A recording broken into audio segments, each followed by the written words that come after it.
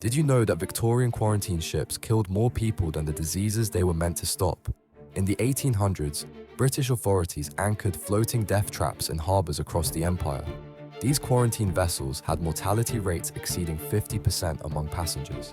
Healthy immigrants were crammed together with the sick and dying in windowless cargo holds. Water supplies became contaminated within days, and medical care was completely non-existent. On ships like the Hecla, bodies were thrown overboard daily like garbage. The cruel twist: officials deliberately created these horrific conditions to discourage immigration. They forced hundreds of people into spaces meant for dozens, ensuring maximum infection spread. Families watched loved ones die from diseases they never had before boarding.